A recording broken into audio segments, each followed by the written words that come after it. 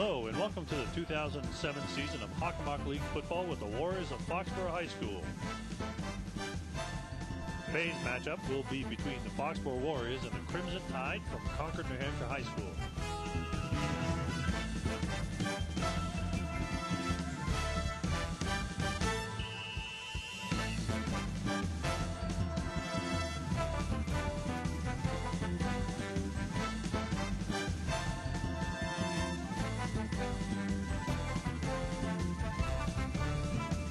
Bringing you all of today's exciting football action are Dennis Robichaux, Doug Seuss, and Frank Jaffoon.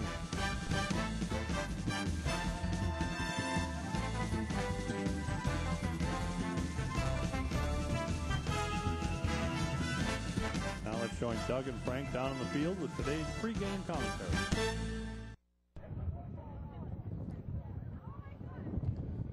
Hi, good evening and welcome to 2007 Foxboro High School varsity football.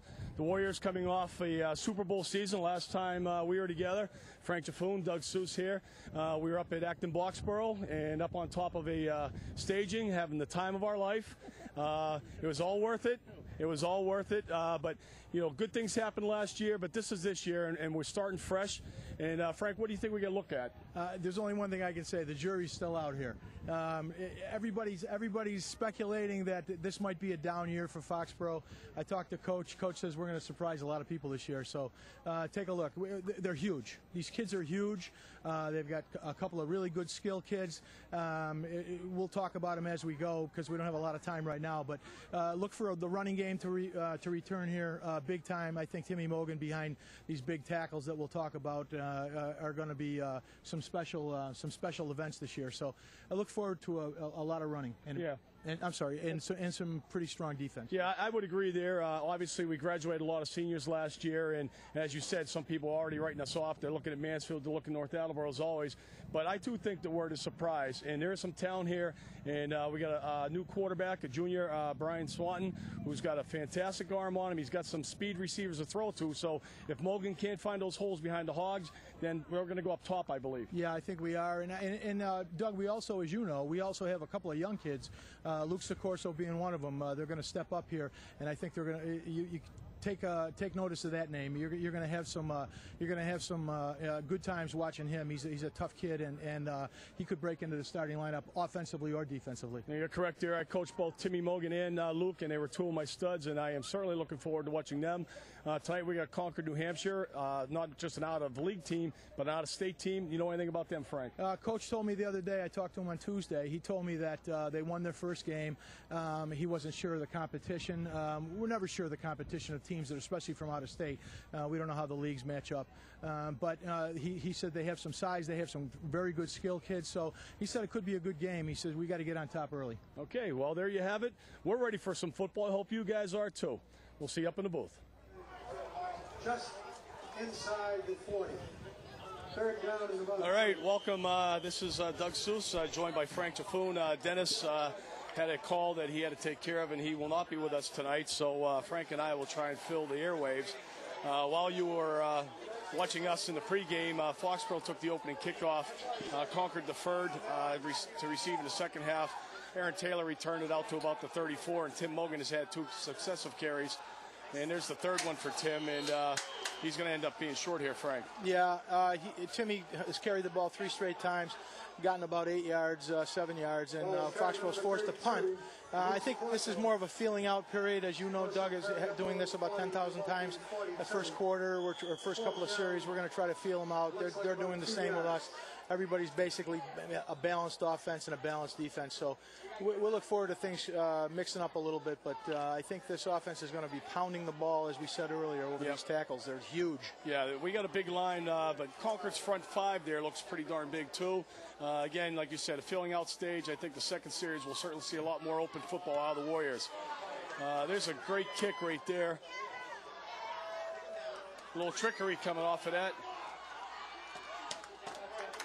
That kid's got some nice moves. That's Ali Mortada, who's moved. To punter as well. Right. I was just going to check that number, Frank. Yep.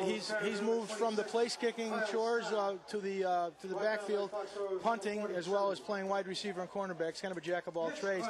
Ali's not a big kid, but Jack thinks very highly of him. He's a very, very skilled athlete. Yeah, that was number 14, Tommy Mullen for the Crimson Tide that returned the punt.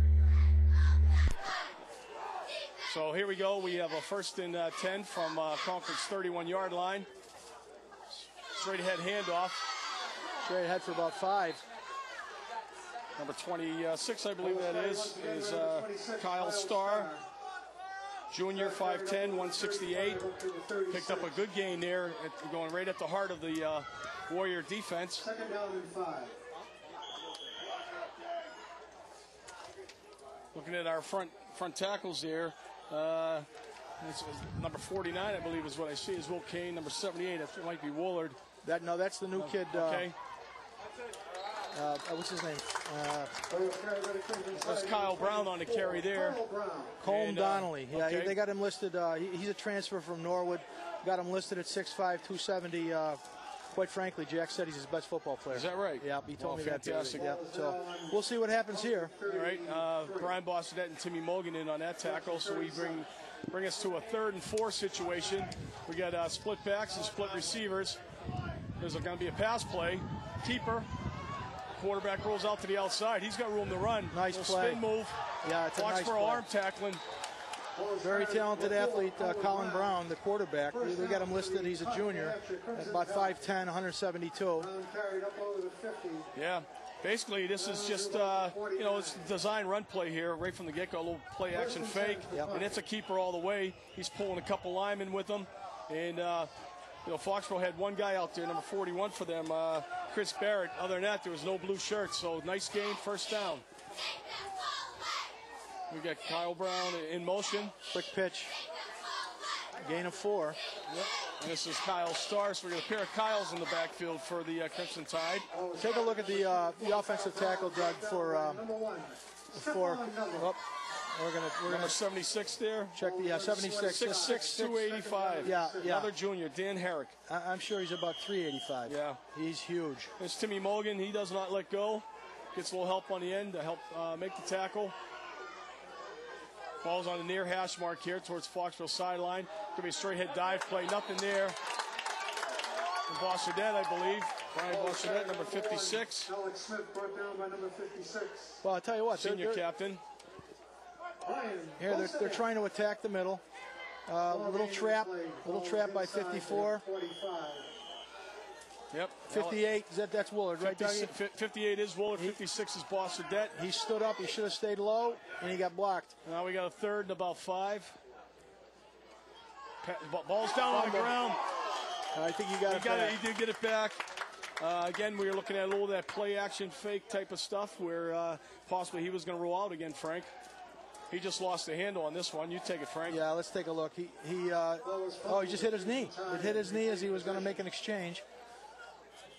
And he's lucky to get it back. Yeah, 45, who I believe is Joe Thibodeau for the Warriors. He was the closest one in to make the play.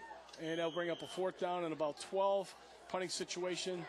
And Kyle Brown, number 24, is back as the punter. And for Foxboro, we have Stephon Neville and Joey Nixon. What a punt this is. Excellent punt. Neville's going back to his 16, 17-yard line. Great move. Yeah. Great move. You're going to see that. Excuse me, Doug. You're going to see that out of Neville all year long. He's like a little shake and bake, and he's going to. He's got great lateral movement. Yeah, here. he does. He's a baseball player. You see right there, number 39 for the Warriors. Chris Gorham set up a good block. Got a couple over here on the side. Number 50's in there throwing a good block for the Warriors as well. Timmy Driscoll. Yeah, but basically that was a lot of Neville on his own right there. Shake and bake, as you said. Very exciting ball player. Well, now we start the Butchie Swanton era, correct, Dougie? Foxborough's had 4 years of 4 straight different quarterbacks, so and all of them very capable. And they've all been all-stars. Yes, they have. They've all been all-stars. So I think Butchie's going to fit that mold perfectly. All right, Neville comes in motion. You're going to pitch to Mogan again to the short side. Timmy hurdles over a couple would-be tacklers and gets knocked down, but not out of bounds at the Warrior 35-yard line. 26, Kyle Scott.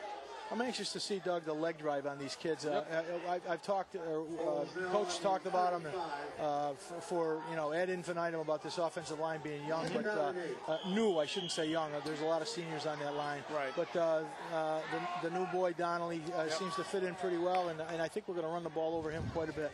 Yep. And at center for the Warriors, which is always a key position too. Trying to get that 68 could be Pete Dalton. We pulled left guard got caught there, 57. Jimmy Kaminsky, senior captain.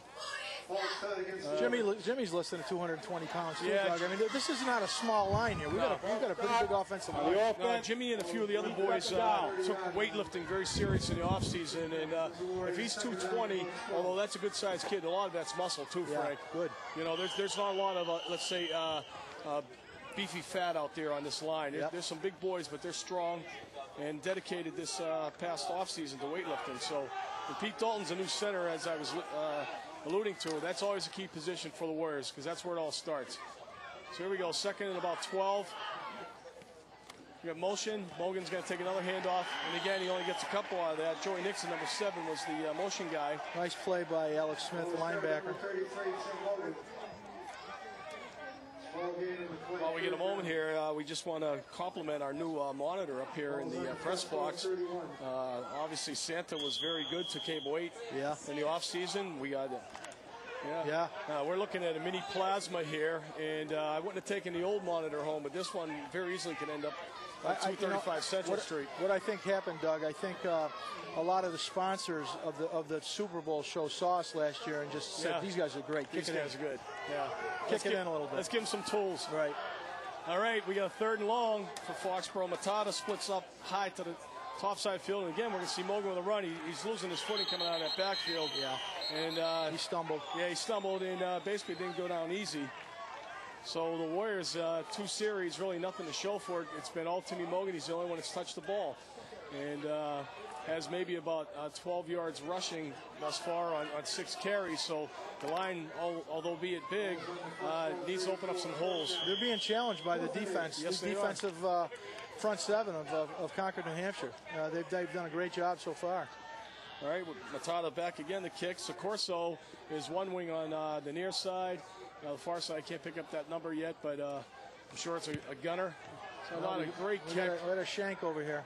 Yeah. The ball's going out of bounds about the 45 or 48-yard line of maybe Concord. Yeah, he's still moving. You could be right on this one. It's going to be close to midfield, 49. Got him at the 49. Not one of Ollie's better kicks. Certainly given Concord great field position for their 2nd series. And thus far, it's been a battle of field position with Crimson Tide with a slight edge. Well, you certainly, especially the first couple of series, they're back a little bit in their own territory. Now they're in the middle of the field. They can open up a little bit, take a few chances. We haven't seen a pass by either quarterback yet, and maybe now we can see the game open up a little bit. A little confusion there. It looked like they were coming out in the passing formation, but a timeout was called, a low indecision. They get 5, as we've said time and time again over the years, Frank.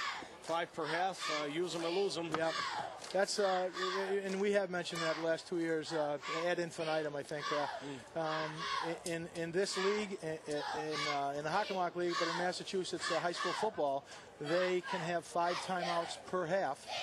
And just like Doug said, we use them or lose them. There's no sense not using them because you can't get them back. Right. But 10 timeouts a half seems a lot. Yeah, and again, that's offset a little bit for the fact that I believe we played 10-minute quarters. And actually, we play 11 in the Hockenlock. Okay, 11 in Hawk. That's right. It was in the playoffs that they went to 10. So we're actually playing a 44-minute game with 10 timeouts available to them. Yeah. Certainly, they're more valuable in a 10-minute quarter. Sure. All right, well, back to live action here. 2:42 left in the opening quarter. There we go. We're in the shotgun. We're going to open it up a little bit here. Spot pass. Yep. Well, Nixon had him. Let him go. He had him in the backfield, Doug. Yeah, he did. He read that very well. Joey Nixon, great pursuit coming up for that, and basically just didn't hold on, and it turns into about a 3-yard gain off a quick hitter. Long way to throw the ball across the field, though. It's a very dangerous way to throw the ball, too. Yeah. So that's the first pass of the game. Neither team looks really sharp offensively yet. Straight dive. Yeah. 26 again is Kyle Starr. He picks up about 3. Straight ahead, Mogan and Neville in on a tackle. Timmy Morgan is going to be in on a lot of tackles. He's going to be tired by halftime if he keeps running the ball every play. Well, we said that last year. I remember saying in the Super Bowl, get ready, Timmy, because you're going to run the ball 30 times a game. He's going to run the ball 30 times a game. There's no question about it. Very talented kid, very tough kid. If anybody can do it, he can. Yeah, very, very well conditioned, too. So here we go. 3rd and about 4. We're in a power eye. Foxboro's jumping, didn't draw any contact. Now we got maybe some motion. Yeah, I think we got a motion on them.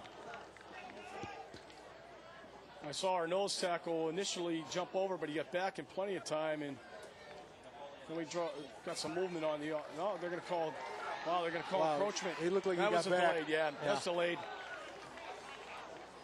A little surprised by that one because I saw him go into the neutral zone. Dead ball. Saw him go back. Offside on the ball defense. snapped, then we see a flag. So First down. Yeah, that was a late call. well, opening night for everybody, including the referees. They did get some action last week in the Jamboree and a few other scrimmage games, but this is the real deal for them too. All right, we have a split receiver down to our left. It's basically an off-tackle play. Yep. Bouncing back inside. 24, Kyle Brown. Yeah. That ball play started out on the right side. He broke it back towards the middle where there was a huge hole. They got a fullback, 6'3", 195. This kid, Geeden, I guess, is James Geeden. They're pretty big. They got another kid, 6'5", 220 in that line, as well as that 285-pound kid we said. So they're no small team by any means. Here we go, still in the power eye with a wing to the right, split receiver to the left. Again, we see Starr running the ball. He's making cuts back and forth. He's going to come up a little bit short, down around the 31, maybe 31.5-yard line of the Warriors. Bring up a 3rd and short situation. Well, it's a rather uneventful quarter. We got about 25 seconds left in the quarter right here. Ball is now in the Foxboro 31. 3rd down and 2.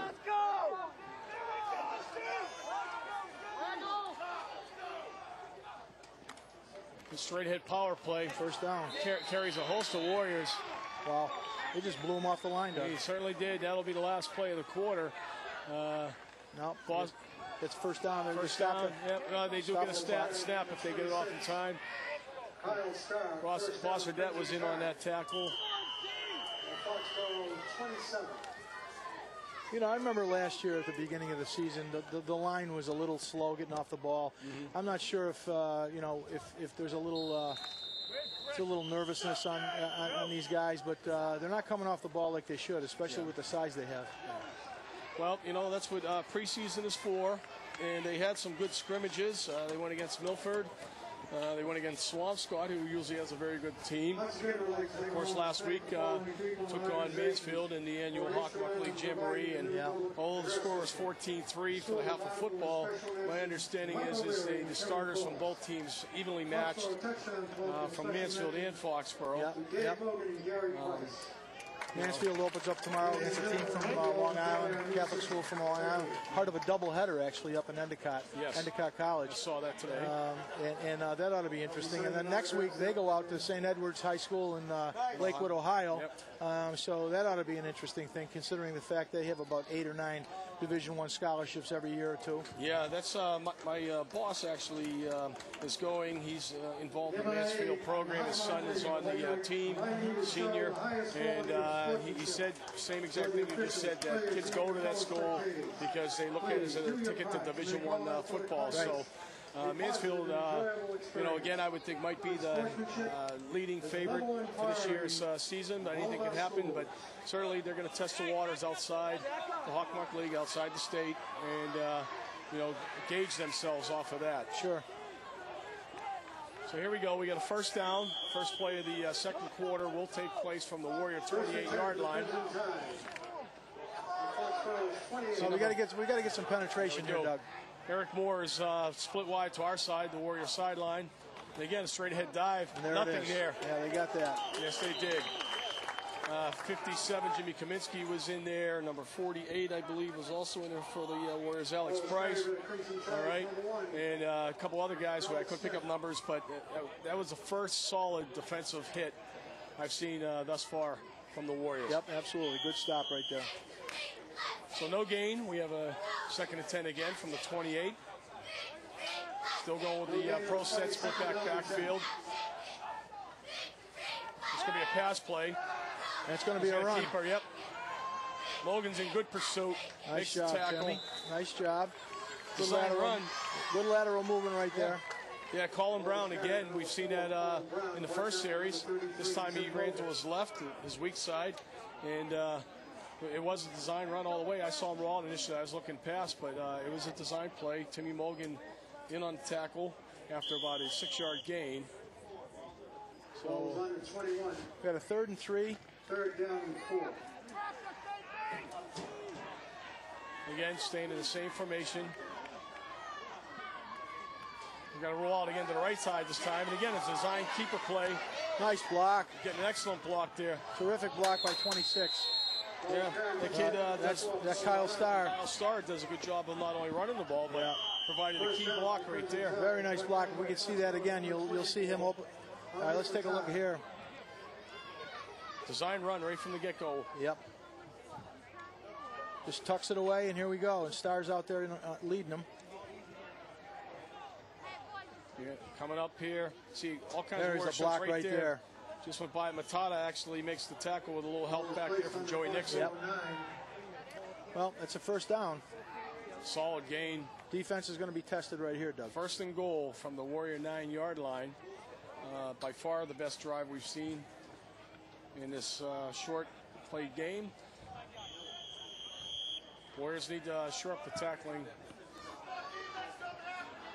Got a big front line out there. Again, even on defense. You know, Doug, one of the things I see here is we lack a little bit of excitement here on defense. You know, and Coach was talking about that earlier in the season. He said they needed a spark.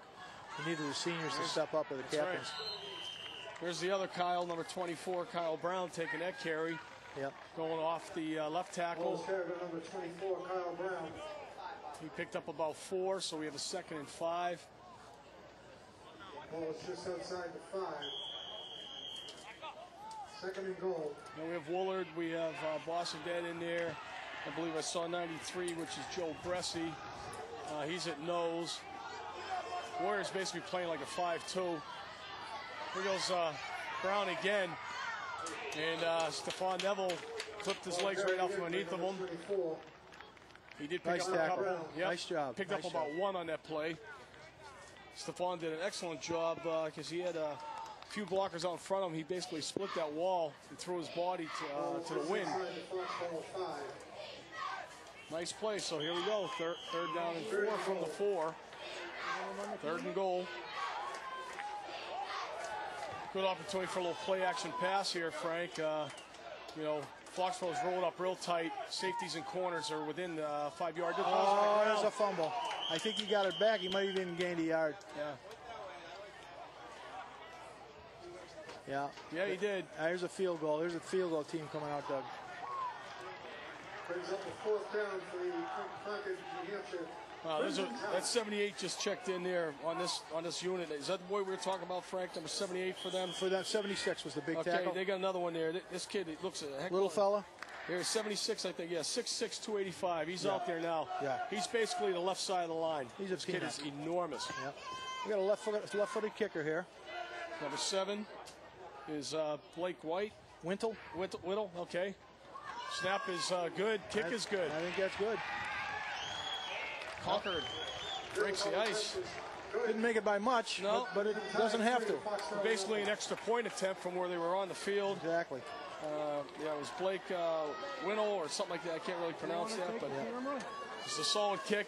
Good snap, good hold. Concord takes the early lead, 3-0 over the Warriors.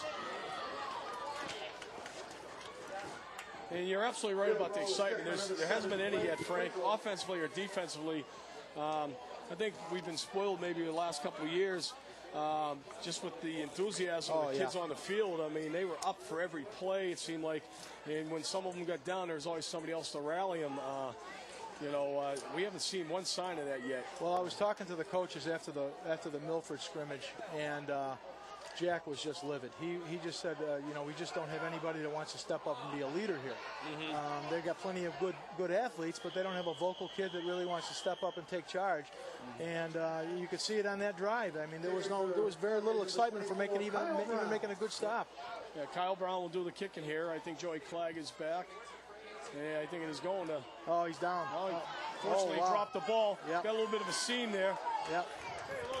That was a fortunate. That was Luke Sicorso. I'm sorry, 32 Sicorso. Yep. The unintentional fumble actually froze the defense for probably a split second, allowed Luke to recover. I'd like to see that again and see if. Let's take a peek and see if his knee was down. It would have been. Boom. It would have been if he had caught the ball. Yep. Anyway, nice job, Luke. Yep. That's a name you're going to be hearing for the next 3 years around here. Absolutely. So here we go. Matata and Neville are going to come both out split. Matata closest to us, Neville up top. We got a power eye backfield. Swan back to pass. He's got the quick out to Matata. Little shake and bake move. He's got, big hit. Big hit. Nice job by Butchie. I tell you what, I didn't speak fast enough, but I'm watching Brian Woolard in this. Yeah. Watch Brian Woolard. We're not going to get a chance to see it. Butchie drops, three-step drop, bang. Nice pass right out there. He's going to pay the price for the shake and bake, though. This is Smith right here, who ties him up, and I think 51 comes in right here. Cleans his clock. 54 it is, yeah. Second down and 4. That was a wallop. What I was going to try to say about Woolard is he's back in his haunches. You can tell that's going to be a pass. Yeah, he's giving it away. The offensive linemen are giving it away. This looks like a run to me. All right, Corso's in at fullback. I think that's Timmy. Yeah, he's about 2 yards shy. Corso now in at fullback. I was under the impression that Nicky Thrasher had won the starting fullback job, but I haven't seen Nick Elter yet. Number 31 well, I'm sure we're Nick. going to see him. He's a good ball player, so they'll probably switch off. He's on a sideline over here. I'm not sure if Nick's hurt. Is he hurt, maybe? I don't know, but again, that's just the word I had gotten through the grapevine that Nick had earned. He'd gone from a linebacker to a fullback due to his athletic ability. So we got twins to the near side, Matata and Nixon. Nixon in the slot. Straight ahead handoff to Sicorso, and he gets absolutely nothing. He gets knocked back. He walked into number 76, the giant wall from Concord. What's his name? Let me see if his name is Dan Herrick. And he's been listed at 6'6", 285. That is just one a little big boy. fella, yeah, just a little fella. So Foxboro actually loses a yard on the play. We'll force the punt again, 3 and out again, Doug.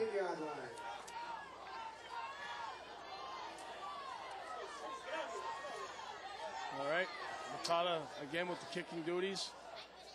Gets good snap. There's zero pressure. Much better kick. Kyle Starr is going to field this one. Possible. Yeah, yep. Hit off of Sicorso's back. They'll gain a couple yards because of the touch. Great coverage, no return. They're going to end up with the ball about their own 12-yard line. So for the first time, Foxboro actually have Concord deep in their territory. And now's the time to come up with that big defensive stand so we can win the battlefield position. Sure. Doug, well, we got a little break here. I know deep in your heart and in my heart, we want to pass our condolences along to Jimmy Arts and the Oliver Ames football family for the loss of I think his name is Ortiz, young Ortiz boy. I talked to Jimmy last night. I saw him in the Longhorn Steakhouse, and he was heartbroken by this. And I know we want to just pass along our condolences. Do. That's for those who hadn't heard, a young man drowned actually in a camp up in Maine, and the Oliver Ames family is heartbroken by it, and they're just returning right now to play football. So it's really something that you never get over. You just try and endure, dig down deep inside, and think of what he would have wanted you to do. I know it's easy to say that, but it's a tough loss anytime you lose a child, and we wish them a good season in spite of that. And while we're at it, the young man from King Philip who had the tree fall on him, I think he was up in Maine as well. The lightning hit the tree. He was running from the chow hall to where he was residing in the cabin, and he got underneath the tree, and a branch fell, hit him in the head, and I think he's still in a coma, Doug. It's just been a terrible preseason. It has, and again, football's a wonderful game, and these are things that happen outside of football. I mean, it was tied to football, but it wasn't on the field, so it just goes to show you how insignificant football is. That's right. Nice catch. Yes, nice it was. throw. All hands. Number 5, Eric Moore, makes a slide and catch, and he's going to be short. Yeah, they're going to have to punt the football. It was a good design play there, Frank. Yep. It's just a low throw ball, and Moore made a nice adjustment to get back to it, but unfortunately he had to go down. So Foxboro has held on 3 downs. Concord will be punting. Ball is out at their own 20. This looks like it could be our best chance to score here. We got 4 minutes and 5 seconds left in the half. Neville's back here with Joey Nixon, and Concord's going to be punting from their own 20-yard line. So we've got a great opportunity here. Maybe we get a little pressure on the punter. I was wondering if we're going to set up the return or go with pressure. Let's see what we get out of this. Just pressure from the ends. They're setting up a return in the middle. Nice punt. It is. Neville's going to field this. Good block from Nixon. He turns the corner. We got the corner. Oh, he lost the football, but luckily he lost it out of bounds. Yes, Stephon Neville, very exciting ball player. Good return. He filled that about the Warrior own 45-yard line, and it looks like he returned it to about the 25. Let's take another peek at Stephon Neville. Yeah, this is about a 30-yard return. He just turns this corner. Look at the jets on this kid. Yeah. A little obscured there, but boom, takes a hit. Yeah. Nice. Oh, he was lucky that ball would have been in bounds. Absolutely. Yeah. Absolutely. Foxboro very fortunate there because that ball was fumbled into the field of play before it was kicked out by a Concord football player. So we got a timeout. 1st and 10 for the Warriors. But we're in great field position. The best thus far. Our ball will be placed on the 26-yard line of Concord, trailing by 3. Maybe Butchie puts one up in the air right now. I'm all for it right now. I'd like to see him do it. Open up the offense. Yeah. Great time to do it. He's got the weapons out there, as you said. He's also got the leg in Mortada to kick a 35-yard field goal too. So if we can get the ball inside the 20, we got a shot here. Yeah. Just to tie the game. But you're right. It would be a great time to see the pass. Yeah. I'd like to see it here. Well, we're in a real tight formation here. We get Neville in a slot. Mortada is the receiver, who's only split about 3 yards off the tackle. Inside counter. The Mogan. Nothing there. Absolutely nothing. The monster got him. Yeah, he did. And he came up excited. Yeah, he did. Herrick was there, and also number 51 was in on the play for the Crimson, Brandon Palazzo. And that fooled nobody. No. I want to see somebody block that kid. So far, he's destroying everything in the middle. Yeah, they are big. He's playing the nose and basically having his way with our front 3 there. Now we got Twins to the right side with a power eye. There's a pass. There's a roll right here. Oh, boy. Oh, boy. Oh, he got it off. Yeah. I don't know how he got it off. Yeah, he got hit by number 50. Sicorso was providing a block for him.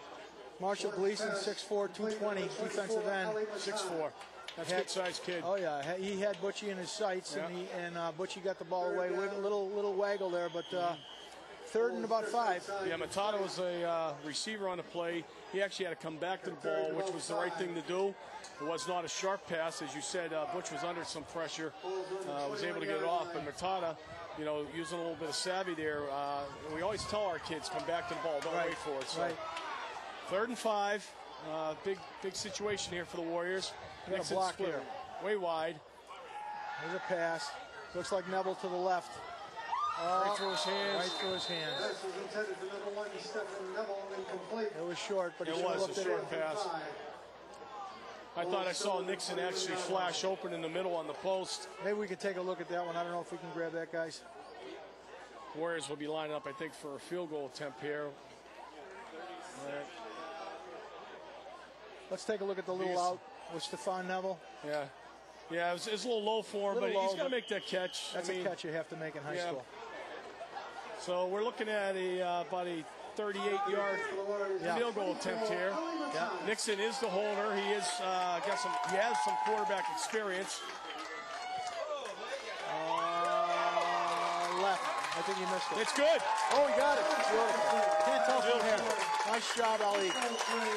That ball was knuckling, and you're absolutely right, Frank. From our viewpoint, it looked like he may have gone just wide left, but solid. We get a 3-3 ball game. Yeah, he had the leg for it. There's no question. Just was whether he had the direction, and he squeaked it in there. Good for Ali. Ali Mortada.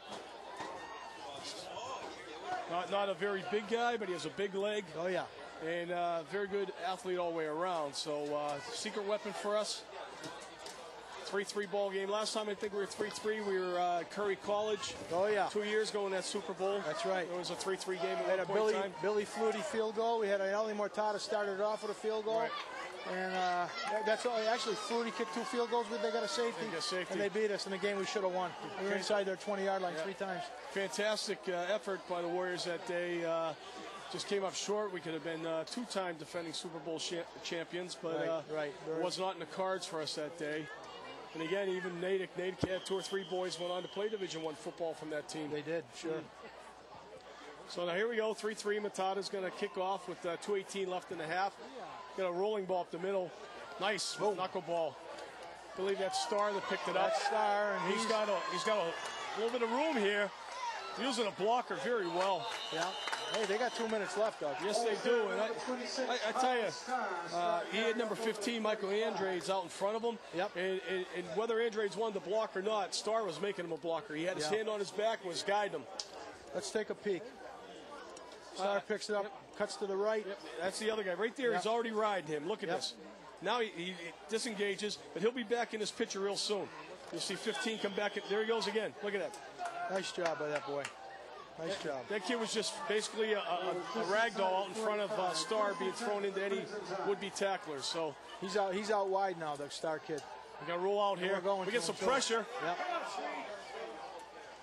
Incomplete pass.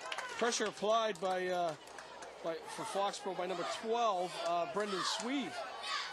Brendan, really good-sized kid, 6'5", 225, senior.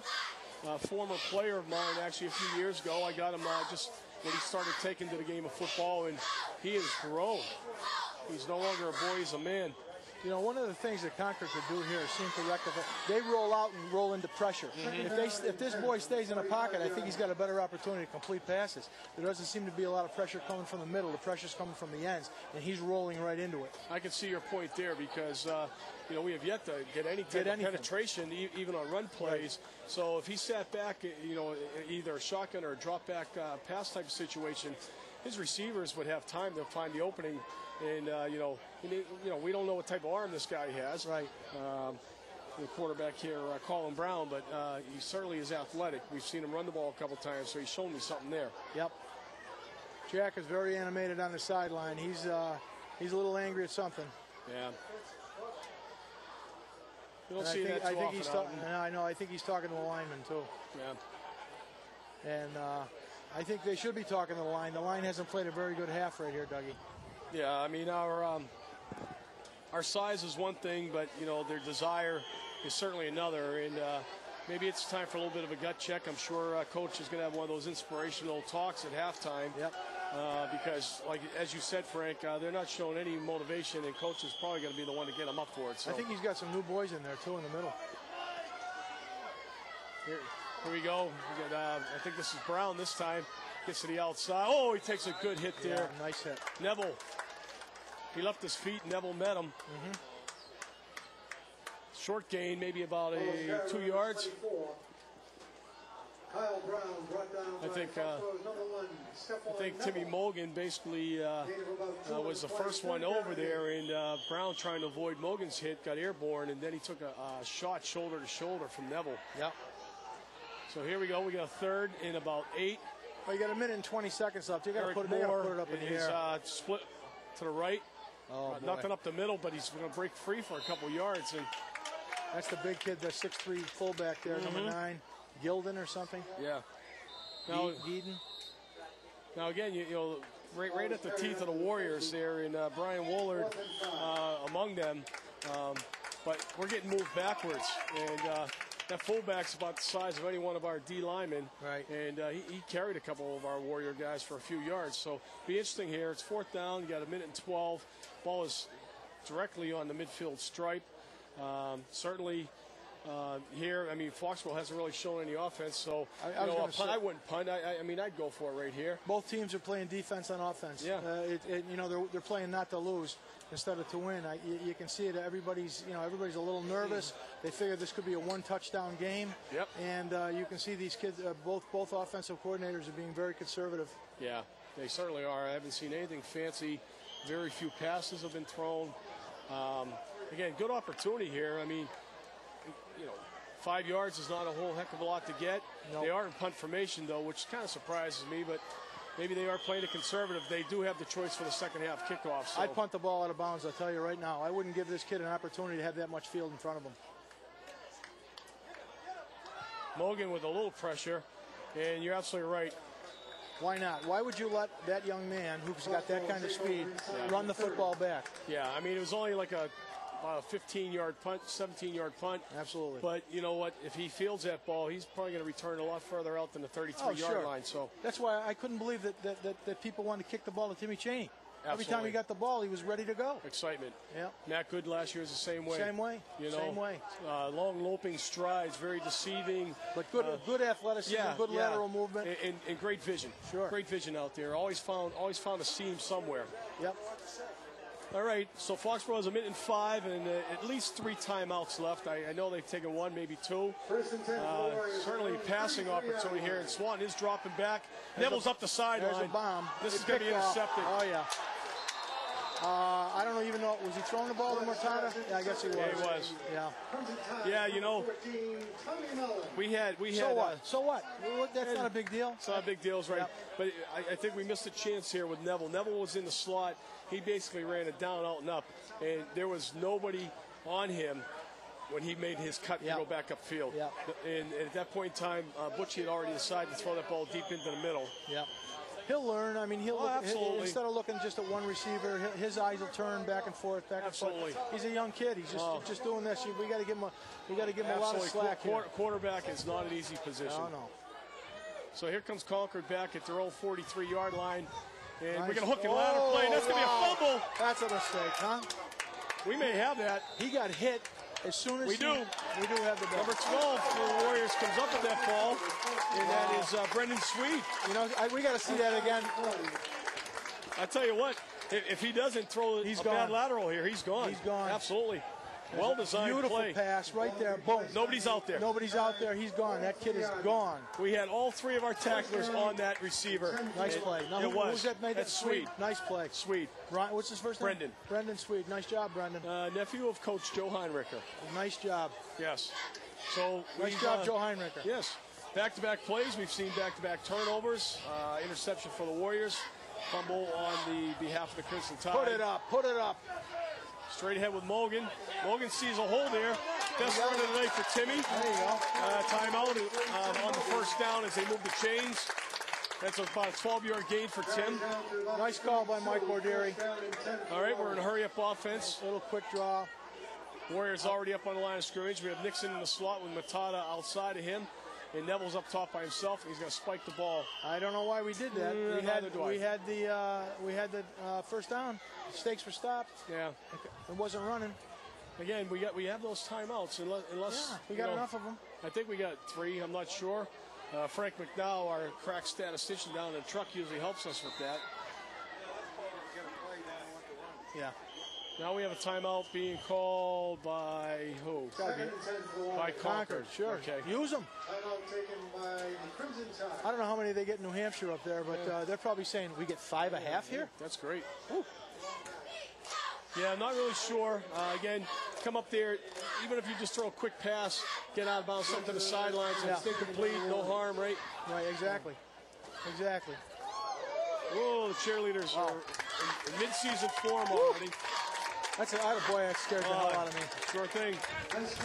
Sure thing. I double team Mortada, double team Neville, and let him throw something to the tight end. Yeah. Until see if he can beat us. I'm not sure who Alex Price might be one of our tight ends. Yep. I know that we've had Moorshed in the past, a nice big target. Yep. We could swing one out of the backfield here, too, to Mogan. Yeah, we're getting twins. We get twins both sides. We're going without a tight end. Swan's going up right now. Shotgun formation. Butch takes a snap. He's got Mogan. Gives him a cut block. This pass is overthrown. He overthrew, who's that, Mortada? That was Neville. And Neville took a shot there that really wasn't necessary, but it is part of the game. Ball was well over his head. He took a shoulder to the kisser. Now we have a 3rd and 10. And again, as a result of spiking the ball on first down, we have 33.6 seconds left. And we are outside of Matata's field goal range here. I mean, from here it'd be almost a 50-yarder. So we got to get a first down and then work the clock still. Hand off again to Mogan. Another quick draw. He's not down. Now he's down. Timeout. Timeout. Timeout. I'm not sure. They're letting the clock run. 20 seconds here. This. He got a timeout. They're going to try and kick. They're going to hold it to the last second. Really? Oh, it's 4th down and 5. I guess we are. We're going to try to put one up again. It's going to wait till about 5 seconds. 5.8. Well, here we go. Well, this is something you don't see every day, Doug. We're playing for the field goal.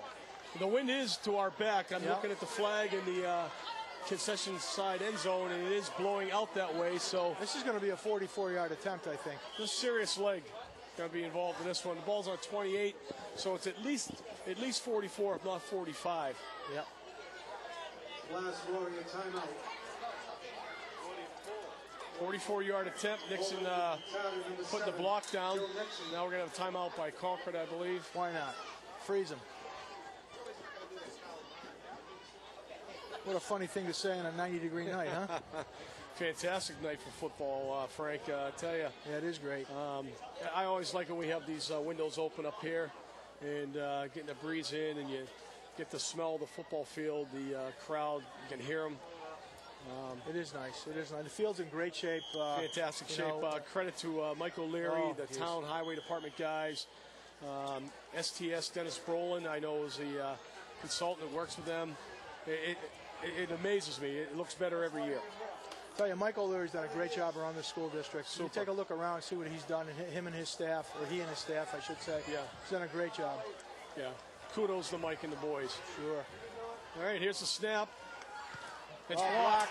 Got a block. Watch out, it doesn't get returned. Oh, boy. Whoa. All right, we're lucky. That could draw a flag. That could have been a flag. Yeah. It's a half. That's the half. It's a half there, but be careful on that one. Number 55, Jake Walsh, late hit that he got away with there. But 3-3, not a lot of excitement. Hopefully the second half will show a little more enthusiasm and a little more football. That's right, Doug. That's one thing I want to see. I want to see these kids get excited. This is Foxboro football here. I mean, we're champions. That's right. That's right. You got a good-sized crowd. Great night. Great night. Let's have some fun. And actually, we have a new PA system here at the Hearn Field, and long overdue. I mean, when Al Solzio was singing the national anthem tonight, he sounded like Pavarotti. He just passed away, by the way. Yeah, God bless him. But even him dead sings better than me, I can tell you that much. Okay. But just fantastic. The sound system, similar to the one we have at the Ernie George Field. 2 speakers does the whole field. Yeah, that's nice. And again, another step in the right direction for the program, spearheaded by some of the boosters and Mike O'Leary. Yeah. So we're going to take a short break, I guess. We'll be back in a... All right, we'll be back in a few to give you a first half recap. So Frank Jaffoon, Doug Seuss checking out for halftime. And I think we get the band maybe. I'm not sure if the band's here, but the cheerleaders will be. So we'll be back shortly.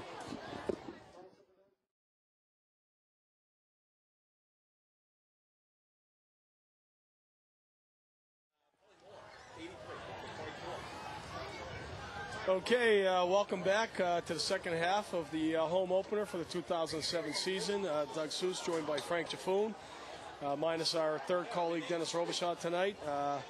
so far. Maybe that's what we're missing. Dennis to motivate these guys. Play-by-play. There you go. Absolutely. But we really haven't seen a whole heck of a lot of anything here. We've traded field goals with the Crimson Tide, and theoretically, I've been a little bit bored at times, Frank. I don't know about you. Oh, not at times. I've been bored the whole half. It just nobody's done anything really. A couple of runs here and there, a couple of short passes here and there.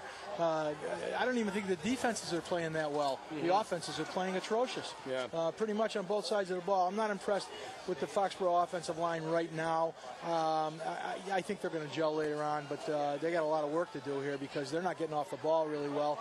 And we gotta get Butchie into the flow of this. I think he's Brian Swanton. We've got to get a new quarterback. We got to get his confidence built up here. Yeah, I think he's the key too.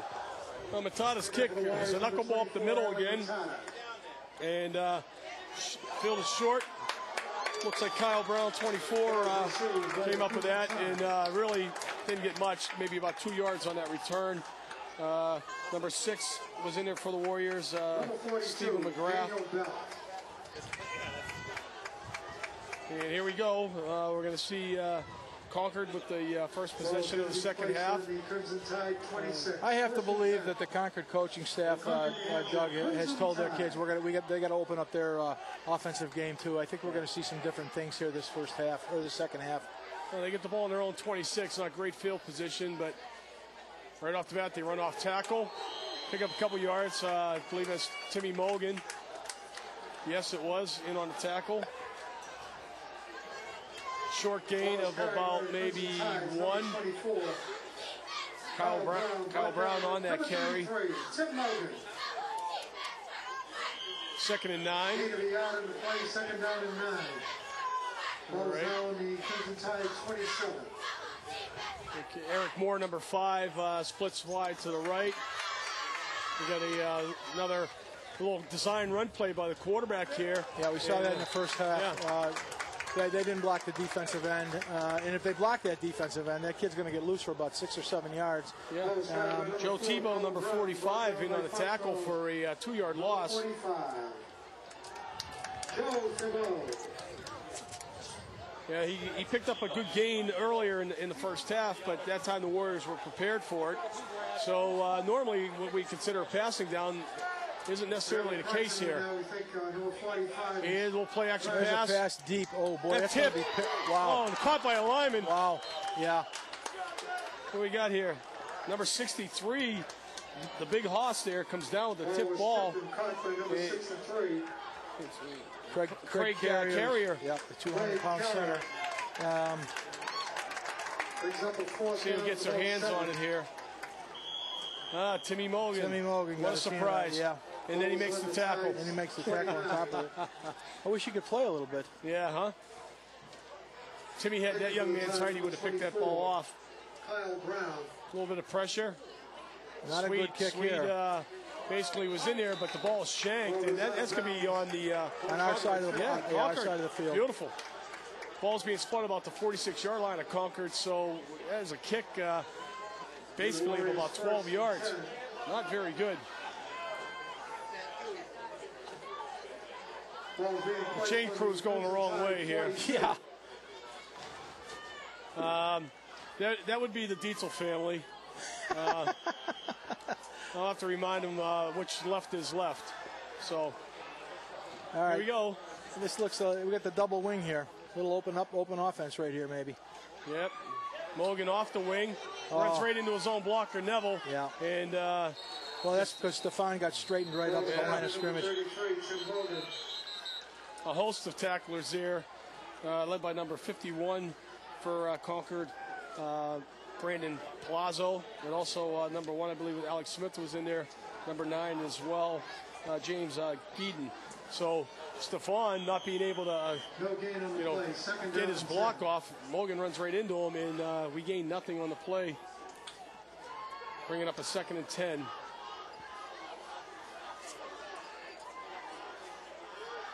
Again, double wing formation. There's a good time to air it out right here, Doug. Up the middle. This is going to go Sicorso. That's a good solid run. Yeah, that's that fullback dive off that double wing action right there.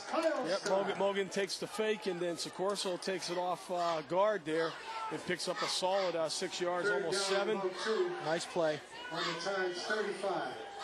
As you said, Frank, you actually had the pleasure of coaching Luke as well. Yeah. When he was much younger. It's just he has incredible potential. He's got great leg kick. He's very strong. Uses a good stiff arm. You know, the thing I noticed about that young kid when I first had him was he was certainly he was a dominant football player. He was a tough kid, but we had a lot of tough kids on that team. But that was an undefeated team, a C team at that time. He was a tough kid, but his face never changed from the time he hit from the time he hit somebody to the time he got hit. I mean, he was just focused all the time, I guess is the best way to say it. There it goes. Talk about boredom. Look at the stats. 1 first down for the Warriors, 3 for Concord. Combined, only 102 yards rushing for both teams. Yeah. So that's why you get a 3-3 ball game. So here we go, 3rd and about 4. Soccorso takes this one straight ahead drive. He's going to get the first down. I think he's got it, Dougie. Yeah, that's the determination of the kid right there, Luke Soccorso. Now you got to remember, guys, this is a sophomore. He's about 6 foot tall, probably weighs about 170 pounds. I think he's going to fill out to about 195, 200 pounds, Doug. I agree. He's got great speed too. Yeah. That's the thing. He's going to be a hard runner with size and speed, and he ran that one right behind the new kid, Colm Donnelly. I promise you, before the season's over, you're going to see some hits from Soccorso that you're going to be amazed at. He's going to hit somebody that hard, and mark my words, it's going to happen. Neville with a carry this time. Yep. Yeah, he doesn't get much. Stop the line of scrimmage. I kind of like the idea of mixing Neville in off that wing because, again, with his speed and athletic ability, if he gets a crease, he could turn a corner and be gone in a heartbeat. Well, remember the play. They go to the double wing.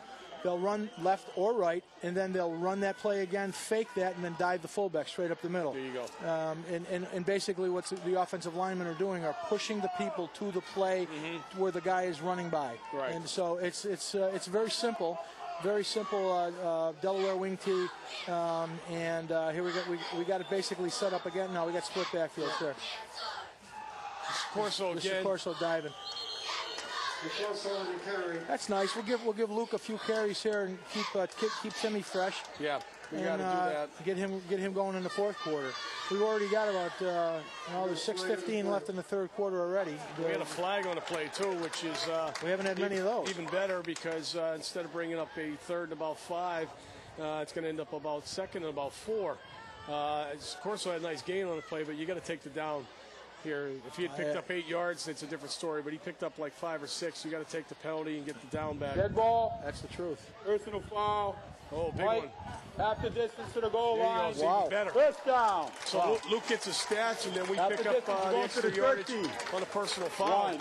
That's got to be a face mask, maybe? Hard to say. Not quite sure. I didn't see anything. I just saw the flag, about a minute after the play was over. But Foxboro gets a big break here. The referee didn't put his hands up to his face to indicate a face mask. Maybe it was just a late hit. So here we go. The Warriors ball on the Concord 13-yard line. 1st and 10. Power eye backfield. We're going to get some motion here out of Nixon. It's going to toss to Mogan. He's got Soccorso with a good block. Yep. Timmy gets hauled down from behind, though. Number 80 on the play there, just basically horse collar Timmy.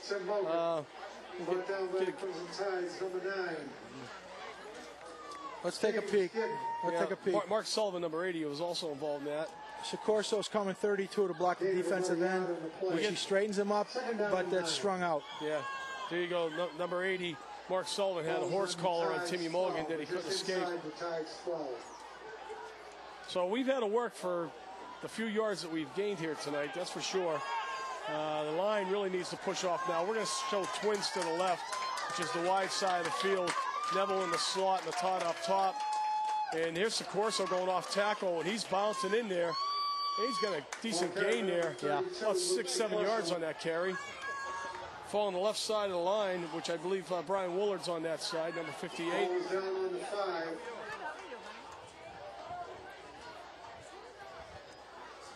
third and goal for the Warriors. Here we go. Big play here.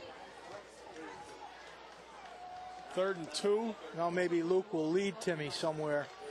Follow the fullback. Follow 32 here, guys. 3rd and 2 for the first down, and 3rd and goal for the touchdown. Going Going right. to try the right side. Yep. Logan gets stuffed in the middle. He's going to be close, though. He's going to be very close. He's inside the 5. It's inside the 5. It's just a matter of how much of a spot he gets. I see Neville limping here. He's coming out. You know, Not we quite sure what happened. had a bunch of people the other night at my house, and one of them was Gary Barrett, a youngster who played for Jack a few years back. And we were talking about the North Attleboro football game that Foxboro knocked off their 38-game winning streak. Right. And the night that Gary was blocking for Dave McDonald, every place Dave went, Gary was leading them. And when I talked to one of the coaches from North Attleboro about that, they said it was unbelievable the play that Gary Barrett had that night. They knew he was coming. He kept blocking the defensive end and the linebacker, and McDonald had over 200 yards. It was fantastic. Oh, there was a penalty on a play against Foxboro. Not sure what that was. Brought back to the Crimson Tide 14. Yeah. And the point I'm trying to make here is that Barrett was one of the toughest kids I had playing Pop Warner football, and Soccorso is right up there with him. Sure. And they're both as sophomores. We're starting in the offensive backfield as fullbacks. So that bodes well for us. Yeah. He falls in the same pattern Yeah. because Gary Barrett was a horse. He seemed big at the time. If you see him nowadays, he hasn't grown much since his high school playing days. But I can tell you, tough kid. He could hit like nobody. Yeah. He was a tough kid. Yeah. And Lukey was the same way when I had him. He was just a vicious kid. Yeah. And a great kid. Sure, absolutely. He's got a lot of kids. There's a lot of kids in that sophomore class I like. I like Joey McGahan, one of the offensive guards. I like Zachary Hadge, a nice player. They've got a some few kids players. here. Yeah. James Saunders is another. There's another one. Yep. He developed some great speed his last couple years of Pop Warner. And he's definitely going to be a threat. So the sophomore class has some talent there. There's no doubt about it. The senior class, they're finally getting a chance to show what they have. Timmy Mogan's always been a headliner there. Let me see. Here's a little quiz here. Stump Doug. Thanks, guys. Name the last New Hampshire high school that Foxboro played against. Salem, New Hampshire. Last year, right? Salem, New Hampshire. I don't think it was. No. Last year it was Nashua, New Hampshire. Nashua, New Hampshire. Nashua South. Nashua South. In the stadium. Yeah. Swan back to pass. He has the receiver, Matata. He's in for a touchdown. Touchdown. There you go. There you go. Nice little Nice throw. Nice throw. Ali Matata coming back to the ball, circles it in, has a nose for the end zone. One of the things you're going to see, what I liked about Butchie Swanton right here, he sets his feet and he looks. He watches and waits. He waits. Nothing in a hurry. There we go. Yeah. It opened up. He comes back to the ball, hits him in the hand. And Ali, I'll tell you, Ali's pretty tough to get in there. Nice job. Nice Five job. guys around them. Yep. Five guys around. Now here you can see Soccorso and Morgan both pick up blocks right there. That's a key block right there. Yeah. Butchie is poised, Yeah. as you said. And then here's a little curl back in. Look at the hit he takes, and he still has, enough guts to get into that end zone. Nice job by Swanton and by Mortada. Great job. And the blocking, too. So now Ali has to get his breath now so he can kick the extra point. There's a good snap. Oh, my God, that's a missile. Exactly. You said it right. That's a missile. This is a kid who's about 5'6", 5'7", and weighs about 130 pounds soaking wet, and that ball went almost to the track. Yeah. That was like a 40-yard field goal off an extra point. He's a very strong leg. Very, very nice job as a kicker. And that's why Jack has no problem trying that long field goal prior to the end of the half. Absolutely. What a weapon to have. I mean, in a tough game. But, the North Attleboros and the Mansfields and the Franklins, if they ever come down to the end, if it comes down to a field goal, that's a great weapon to have. Right, sure is. And I tell you, there's going to be a couple of those tough, close games this year. I don't think you're going to see this team with the offensive firepower that the last few teams have had. So they're going to have to rely on good defense and some big plays at times. Right. And Ollie's leg can come into play more often than not. That's why the extra points are always huge, too. You know, Doug, to be perfectly honest with you, Jack told me the other day that he thought the league was a little down. Is that right? Not in general? In general. Not a tremendous amount of talent as there have been or has been in the last couple of years. But pretty equal talent. Right. You know what I mean? I think the Mansfields and North Attleboro's and the Foxboros are right up there. Franklin's going to be up there a little bit. They've got a lot of returning kids, but everybody's talking about the speed over in North Attleboro. I know they got a great tailback over there. Elijah. Hey, that kid Harris, yeah. All right, Matata set the kick. Another squibber down the middle. Yeah. Again, bobbled. Oh, he overruns it this time. He's brought down. I think he fumbled. Now they called him down. Garrett Simons, number 20 on the tackle. The return guy. 15. Michael Andrades was the return guy, and he couldn't quite get the handle on this. And then Garrett Simons with a good, solid tackle. Head in front of the thigh. He was down. Yep. We did come up with the ball, but he was down. It's a good call by the officials. How many times have we seen a touchdown scored by Foxboro, then a ground ball kicked by the next? There you go. On the beginning of the play, or the beginning of the kickoff. So here we come. Out basically a power I formation. Long count. Foxboro's jumping. I think the ball's loose now. Ball's loose now. We might have this. Coming on the play, looks like Foxboro recovered. Foxboro's got it. Number 57 for the Warriors, which is Jimmy Kaminsky, senior captain, nose for the ball. Jim, nice job. All right, can we see that again, Mike? If we get a shot here. We're finally getting some excitement here, Frank. There we go. And the kids look excited. Let's see what happens on this play. Just a straight handoff to the tailback. Oh, 34. Oh, he never got the ball. Yeah, never had it clean. That was Peter Connolly, who we haven't seen carry the ball yet, and maybe that's the reason why. We've seen the Kyle show. We've had Kyle Brown and Kyle Starr doing the chores and actually gaining some decent yardage for Concord. But new running back checks in, doesn't get a clean handle, and ball's on the ground. Kaminsky comes up with it. Now the Warriors could put this game away as we're just under 4 minutes in the third quarter, and the way the teams have been moving offensively, a 2-touchdown lead would be huge at this point in time. One of the things Jack Martinelli's teams have always been known for is taking advantage of mistakes. So let's see if we can take advantage of this one, and like you said, put this game a little bit out of reach. We got wide receiver split way wide. Matata's almost on the bench over there of Concord. Here comes Neville in motion. 1st and 10 for the Warriors on the 18-yard line. We're in motion, I think. Oh, goodness. And look at the hole. Yeah. Luke was smelling end zone there. We jumped. Those are the type of things that drive a coach nuts. I think we had two guys in motion at the same time, Doug. Head ball. Ball start on the offense. 5 yards, repeat first down. And we will want. Yeah. There's a close-up of Coach Martinelli. He's talking to himself. How does that happen, he's saying? I'll tell you why, because they're 15, 16, 17-year-old kids. Yeah. So here we go. Same set. Matata right over by the down marker. Neville split wide right. No motion. There he comes. We're going to try it again. 1st and 15 for the Warriors. Now we're going to try the right side. Corso runs into a wall. Corso on the carry.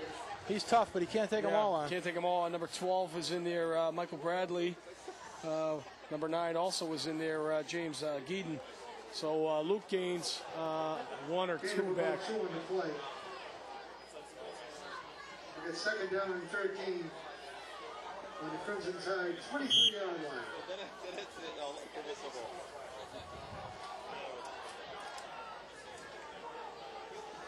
There we go. Now we get 2nd and long. Again, still deep into Concord territory on the 21-yard line. Butch is going to roll back the pass. Mortada again, end zone. You got to move, though. He got it. He does. He got it. He's going to be close to first down. May not have it, but he's going to be real close. Butchie throws a P here, Frank. Yeah, he's got a nice arm. And he throws the ball just like Mike, his brother, right over the top. Oh, just inside the 10. Look at that. Nice Perfect. job. Nice job. Right. And again, Ali, 4 guys around him, takes the shot, holds on to the ball. 3rd down and 1. He's playing, Mike, playing large. it looks like Brian or Butchie, his nickname Swan, is a tackle-to-tackle passer. He's not a great rollout passer. It doesn't look like right now, but he does have the strong arm, and he can sit in that pocket well. And he's got good size, so he could take the hit if he had to. Yep. So here goes Soccorso. He's going to smell pay dirt. Oh yeah, look at him run. Look Touchdown. at him run. There you go. There's another one. There's his first high school touchdown right there. Remember that name, remember that kid, remember that run, because that's what he's all about. This is what Luke Soccorso is all about, ladies and gentlemen. Just tough, tough, tough. I could tell right here he was going in. Yeah, right over the line. Ran right over the linebacker. Look at the nose. Yeah. And his legs never quit. Never stop. That's fantastic. Here we go. We get a good line search here, too. Yeah, we did. You see Kaminsky pulling on the play. Well, maybe it was an inside trap, but look at the last 2.5 yards. That's all Luke Soccorso. Yeah. And there's Kaminsky coming in the end, too, just to give him a little shove. Nice job, guys. High snap. Nixon, nice job getting it down. Look at that ball go through there. Oh, my goodness. Does that go through quickly? Wow. Joey Nixon does a great job pulling that snap he down. certainly did. So now we're starting to look like Foxboro Warrior football players out there, guys. That's the way they pound. That's Exactly. the way they do it. Yeah. A little bit of excitement. Now, one of the things that's really exciting and should be exciting for Timmy Mogan is the fact that Soccorso is balancing this running. Yeah. Because that's going to, Timmy's 5'7", 5'8", weighs about 170 pounds, 175 pounds. And with the way Soccorso's running the ball, he can carry a load, loosen him up. Timmy's going to break free. I'm telling you, Timmy's going to have 3 or 4 long touchdown runs this year. Yeah. And Soccorso's going to be pounding. This is a great tandem. I like it already. I do too. And to that end, the key thing here is giving Timmy some breaks, because defensively, he's out there all the time. Yeah, absolutely. Right? He's probably going to be the leading tackler this year. He just has a nose for the ball. Yep. He's aggressive. All right, he's coming off that wing, a lot of times the blind side of the quarterback. So Timmy is probably more valuable on the defensive side of the ball than he is offensive, based on the fact that we have some other kids that can share the load. And again, if Brian Swan starts getting some confidence with his receivers, and they can move the ball through the air, it makes Timmy and Luke Soccorso and anybody else they put back there more dangerous. Absolutely, you're right. Good point. So here we go. 2:20 left in the third. We still have another quarter of football. The Warriors are starting to pull away, getting a little separation thanks to a Concord turnover. They look like night and day. From the first half to this third quarter, they look like a different football team. All right, I think there's another line drive. We got a flag down. I think the Warriors were offside. Jump. It's the same kid, number 15. Oh, nice play. Nice play. Here we go. Get some 50. excitement. Who's 50? 50 for us is Timmy Driscoll, senior. Nice job. Good hustle, Tim Driscoll. Yeah. Seen the same type of kick all night. That's got to be aggravating for a kick returner to catch the ball on the ground all the time instead of in the air. Solid, nice play right solid there. Hit. Wraps him up. Good job. Good job. Now, there was a flag on the play, so... it must have been, what was it? Well, did he pick it up? Well, offsides. Here comes the signal. Yeah. They're going to re-kick. Kick it again. Yeah. Why not? Offside on the kicking team, re-kick, 5-yard penalty. Well, we're going to see the same type of kick, that's for sure. But we've had good coverage, too. I think that's beneficial when you get a ball that's kicked like that and it's bobbling around. It allows your line, your attackers there, your gunners on the outside, certainly to get down there. And basically it disrupts any type of return you want to set up. Yep. We got back there now. Kyle Brown, number 24, is back there. Number 15 is the young man that's filled the last couple, Michael Andrades, and number 4, Colin Brown, the quarterback, is also back there. So you don't see that too often, Frank, when your quarterback's returning kicks. No. And if he gets hurt, you're not going to see it again either. That's for sure.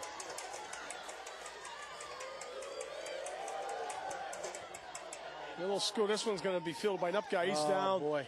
You can't get up. No. That's all right, son. Nice idea. 34, Peter Connolly. Tides, number 34, Peter Connolly. So they get halfway decent field position out of the penalty in the re-kick. They're going to be out around their own 34-yard line. Let's talk officiating right now. That kid kicks the ball. Mortada kicks the ball. That kid gets the ball, and he's already down. He picks up the ball, penalty, right, advancing, and the kid comes down and hits him late after the whistle. Is there 2 flags? Theoretically, you would think there would be. There would be, huh? Yeah. Here we are back to live action. There's your quarterback. Yeah, That's why he's scrambling back out. Yeah. And he's got to pick up a first down. Yeah. Colin Brown, nice little run on that keeper. Athletic young man. Yeah, he is. They've got to do something on this series. Put Foxboro back on their heels a little bit. Get back in the game. They got to do it quickly. Oh, this is where the Warriors cannot get complacent. That's for sure. Again, 2-touchdown lead is nice to have at this point in the game, but it can change real quickly. Absolutely. And turnovers, as we saw, has already enabled Foxboro to get that lead. So, a power I. Now we're going to go to the deep back, and that's Brown. He's going to scramble ahead for about 3 yards. Out close to midfield, but he's still shy. It's going to be about the 47.5-yard line. Bringing up like a second and long 7. Number 55, Jake Walsh. Jakey Walsh, number 55, I believe, is in on that tackle. Second down and about 8. Ball is now between the 42. Yeah, we get some big D linemen. Our linebackers a little on the short side, but our line is very big. 47 and 48. Foxborough's trying to draw them off sides, looks like. Nothing there. Nice play. There you go. I think that's Willard. Yeah. Captain Brian Woolard checks in with a nice play for a loss of a yard, maybe. Now that defensive tackle for Foxborough, number 58, Brian Willard, is about 6'4", 6'5", and he's over 300 pounds. Just a little fella. Yeah. Yeah, there was a lot of attention last year paid to Chris Red, who was like a 3-year starter, a mammoth guy, but certainly didn't have the height that Woolard has. Right. Woolard's probably drawing all kinds of attention from college scouts right now already. Oh, Timmy's got him. Timmy's got him. Oh, he couldn't get him. Forces a short pass, though. Good coverage back there by Joey Nixon. The pass was thrown at the feet of the intended receiver, but he got rid of that just in time because he was going to take a wallop. You know, it's funny you should talk about the line. A lot of these kids that stick out at 6'4", 6'5", 280, 290 pounds initially in the beginning of the year. That's the first thing that catches a college recruiter's eye. The second thing that catches their eye is the thing that gets the kid in school, and that's his feet. If there's not great feet movement, they'll go from Division I to Division I AA to Division II very quickly, and it has everything to do with foot speed. And I wish you could tell the young linemen that are coming up to work on their feet, to jump rope and work their feet. Everybody wants to be big, strong, bench press 300 pounds, squat 500 pounds. That's nice and it's effective. But if they work on their feet, that'll be the ticket if they've got the size. So true, Frank. About 2 years ago, I was up at the stadium up at Gillette, and there was a coaches clinic for high school Pop Warner coaches, and John Hanna was one of the guys up there. And you don't have to say anything more about other than John Hanna. Everyone knows. And part of the thing he touched on when we actually went outside, he did his inside, a little lecture type of thing and inspired people. But then we went outside and did some drill type of thing.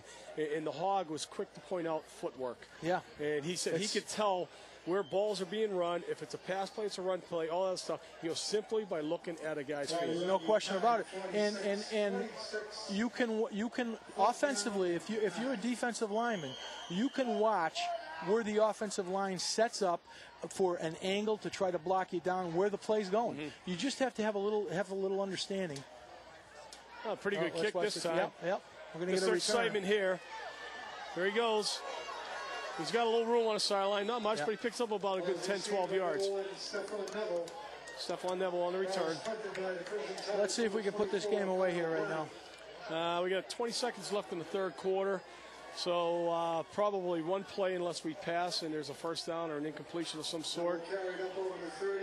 Ball's out about the 31-yard line of the Warriors. Again, we've had much better field position in the second half than we did in the first half. And a little more life on the field as well as the sidelines. The kids are now into this game.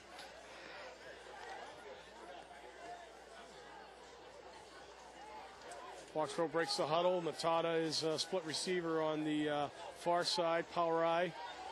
This time Mogan's going behind Soccorso, and there's the big run. Yeah. There it is. See how it opens it up? Yep. We got a full third quarter of Soccorso. Bang, bang, bang, bang, bang. Timmy's fresh.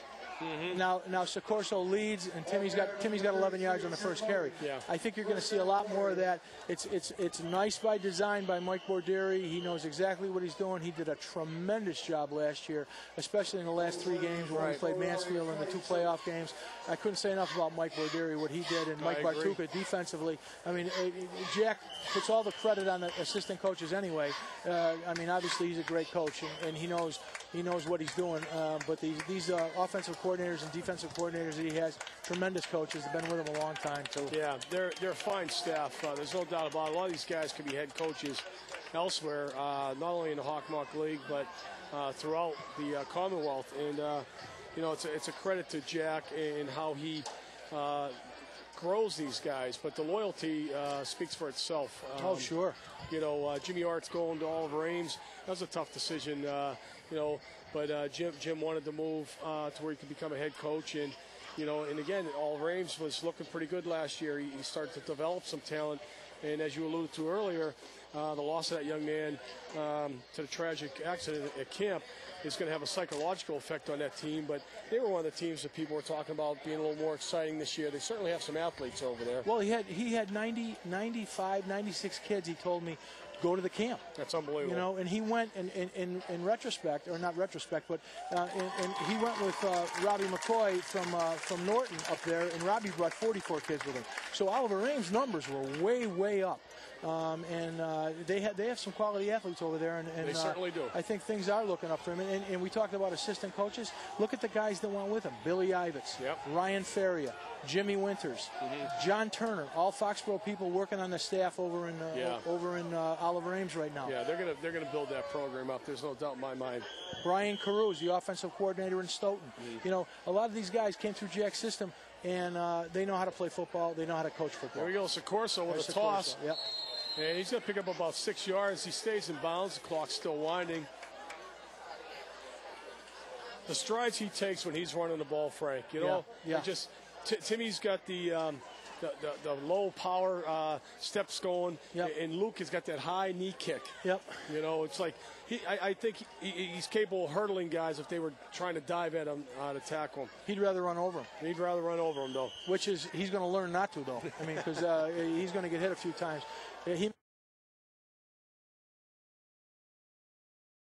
Backfield, I believe it's number 20 at Simons.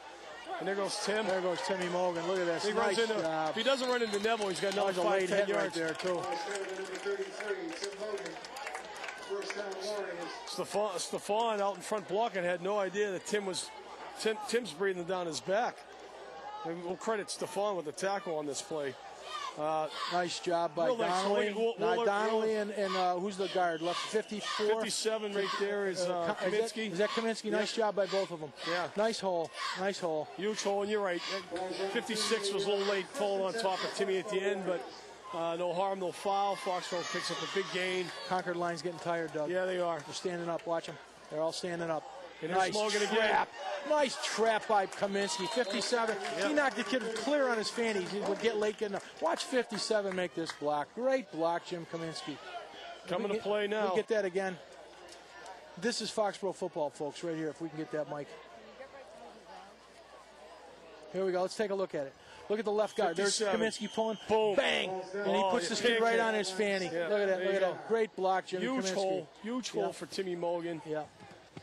Outstanding. Now the offensive line has come to play. Yeah, absolutely. This is what we've been waiting for. Simons is now a tail. Yep. Look at the speed on this kid. Quick. There's like a 15-yard burst right there. Yep. Very quick. Nice hole. Nice hole again. Let's see that one again. Here we go. Right up the middle, right up the center. Nice block by Kaminsky again, getting the linebacker. Look at the push. Look at the push. Nice job. Untouched. Nice job. And Simons can run. Yeah, he's quick. He's quick. I like him. And he's only a junior. He's a junior, so they got him and Soccorso back. And we still got Butchie back. And we still got Joey Clegg, too. And Joey Clegg, too. Yeah. Great kid. I worked with Joey all summer long at Grogan Marciano. Nice kid. Tough kid. Now Scorso's going to take the carry. Look at the leg kick. Look at this. Look at this. Boy, these kids now Concord's way back on their heels. They're getting pounded right now. Scorso's always got a forward lean too. Yeah. Timmy Morgan, same way. Yeah. You know, this is good stuff when you see these kids. Oh yeah. The lean is always forward. Look at that. All the push went to the right. He just cut back against the grain. That's where the design is right there. Nice job. Nice call, Mike Borderi. We're inside the 10, and you know, although earlier we were a little bored, this is very exciting, and I think maybe the word is patience. Yeah, absolutely. Michael's probably had this thing somewhat planned out. He knew that maybe that we could wear him down eventually, which is certainly taking place right now. Just that I'm an impatient guy at my old age, so here we go. We're just used to it. You know, Yeah. Let me put it this way: we're spoiled. We're spoiled by Foxboro football. Absolutely. You know, we've seen Jack's teams be so great for so long that people get a little antsy if they don't see the ball being pushed down somebody's throat. Yeah. Now we're doing it. Just inside the 9. So we're looking at about a 3rd and 3.5 here, maybe 4. All depends on which way Mr. Dietzel holds that marker up. There it is. Straighten it up there, Bill Sr. Mogan's checked back in. Simons is now the fullback as Scorso comes out. We got Nixon in the slot. And this is going to be Timmy Mogan, and he gets brought down from behind. Yeah. Nice play by number 12 there. I believe that is Michael Bradley. Came in off the end. Now we're going to go field goal right here again. Ali's going to attempt another field goal, but what is this one going to be? About 25 yards, 24 yards? Approximately, yeah. He's like at the 7, so it's going to be about 24 tops. This is a chip shot for Ali. If it's a good snap, it should be no problem. He's getting greedy. He pushed it back another yard. Yeah. The other thing is we have another fine kicker right behind Ali and Mikey Farrell. Yeah. Strong leg. He's another sophomore. They're actually going to be a junior this year, I believe, Mikey Farrell. And he's got a very, very strong leg. You're going to see some good stuff out of that kid, too. Very athletic, good baseball player. Had a great year for the Warriors last year. He's going to be a captain coming up this year as a junior. So should Ali take a shot as a receiver, I don't think we have a lot to worry about. Good. Ooh, knuckleball. I don't know if that got touched at the line. He just kicked it out. Just kicked it bad. Well, it made me look bad, Ali. I thought that was going to be a given. What a bad job, Ali. Yeah. What a bad job. That ball is actually sideways. I'm just kidding. That kick was sideways. It may have got nicked. Yeah. I'll tell you, he's gonna make a lot more than he misses. Well, the hold looks good. And might have got a piece here. Now, if you watch that, he bent his knee. If his knee comes through straight all the way, it's almost like following through on a 9-iron. Yeah. Let's take a look. Take a look at the end of this. His right leg, as soon as he makes contact, bends. See it bend right there? If he straightens that leg out, that ball's going through. Okay. Tide takes over on their own 20. There's a little pitch to the outside. Okay, we got Bosserdet, number 56, number 45. Again, for the Warriors is Joe Tebow in on that tackle. A short gain, maybe 2 yards. You know, Concord time is ticking. We're getting down to 6 minutes, and we're going to have a timeout here. And I'm thinking, you know, not that their running the game has been somewhat effective, but they got a long field here ahead of them, and down by 2 touchdowns, you got to have some sort of big plays. Not that run plays aren't good. You got to put the ball in the air. But you got to put the ball in the air somewhere soon, and then that will set up your run, your draw plays, and things of that nature. You remember last year, Doug, when we're playing the semifinals against Bishop Stang, and they're playing that triple option, they were dead. Yeah, as soon as we got ahead, it was over. We knew that because it's not designed for comeback football. You're absolutely right. You got to have an ability, at least an opportunity, to pass the football. That's right. And their only score in that game, it came on like a 94-yard run. Yeah, well, the young man was a little anxious. But like another run too. Yeah, I can remember you saying that in that game, Frank. Once we get up on them, you just said like basically they don't have the type of offense here to come back. in a short period of time. Head ball. You want to know the Ball truth? start. They got a The new offense. offense this year. 5-yard penalty. Yeah. New coach, new Repeat, second offense. down. It's a great offense to control the clock. And if you have nice, strong running backs and a good line, you can just wear everybody down and win the game 21-3 or 21-7. But when you get behind, like they did to Foxboro over there in Easton or over there in at Stonehill College, we were ahead of them by 2 touchdowns. They were cooked. Yeah. And you know, that's the problem running that wishbone. So here we go. Basically, we got receiver split, but there's a pass. He's going to design roll again. Now he's going to pull up. Oh, wow. Well, he looks like he's going to get a first down and more. Well, he got about 20 yards on that play. Yeah. Broke a couple tackles. They should have had him for a decent size, it's about gain. 5 yards. 5 yard gain. It would have been a 5-yard gain. Instead, it turned out to be about a 25-yard gain. Right, exactly. I mean, it's a decent play there, but number one, Alex Smith. The good thing for Concord is he got out of bounds. Yeah. No, they're going to need some passes to get back in this football game. That was a nice short, safe pass, but again, missed tackles turned it into a decent-sized gain. Yeah, he's going to do the same type of play. He's going to go deeper this time. There's Neville's speed right there. Good job by Stephon Neville. He was right with him the whole time. Joey Nixon, all 3 of them, and Mortada were all back there. Yeah. Just when you think there's a little bit of separation here. Yeah. All right. It's a nice throw. It's close. But the closing speed on Neville at the end, he actually outruns that receiver. He outran the receiver, correct. And when that ball was first put in the air, he was behind him by about 5 yards. Right. 2nd and 10 for the tie. So I think Concord is, we're going to have a timeout here. Concord is decided to start putting the ball in the air, realizing that the clock is their enemy right now as there's 5:31 left in the contest. Well, if they want to win the football game, they got to put the ball in the air. There's no question about that. We're playing up it like it's going to be a run now. Straight drop back pass this time.